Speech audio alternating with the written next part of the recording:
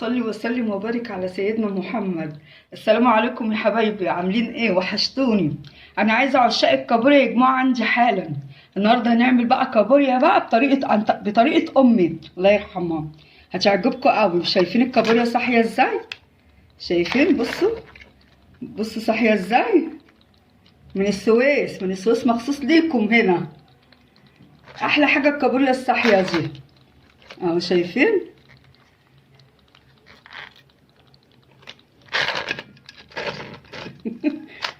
ودني. اصل الكبيره دي انا خايفه امسكها، فالصغيره دي بس هي اللي بحركها عشان ايه. اهي شايفين ماشي. هنبتدي بقى، يلا بينا.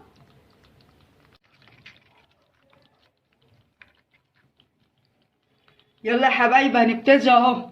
الاول بقى ايه، هنحط توم مهروس.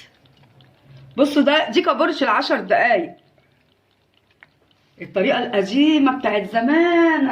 انا دايما على فكره بجيب لكم الزمن الجميل، كل الطرق بتاعتي قديمه بتاعت الزمن الجميل. وادي البصل اهو، بصلايه خرطتها بعد الثوم الايه المهروس. وادي الكمون،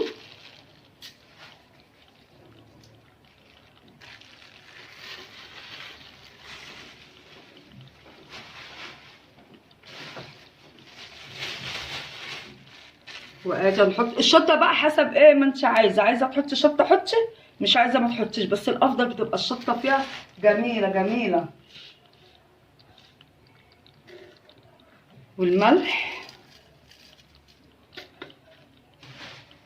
بصي بقى هنديها ايه، نديها تقليبه كده كلها بعضها. على فكره انا مولعه النار بايدي كده، تمام.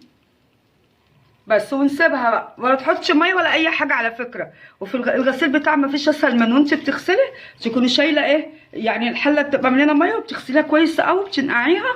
بعد كده بتروحي شايله كابوريايه عشان في اخر الحله بيبقى فيها رمله، فبتروحي غاسله الحله وتروحي معايده نفس التجربه دي تاني، تمام.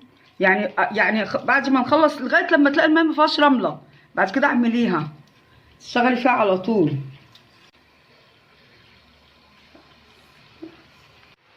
حبايبي بصوا، اول ما لونها هيتغير كده نروح عاملين كده، اللي تحت فوق واللي فوق تحت، زي ما قلت لكم. واحنا بنغسلها نصفيها من الميه. شايفين ما فيهاش ميه خالص، تمام. بس يبقى ايدك فيها كده ايه، تقلبيها كده ونغطيها تاني. عملت ازاي وبقت جميله ازاي؟ استوي تاني برضو هنديها تقليبه تانيه،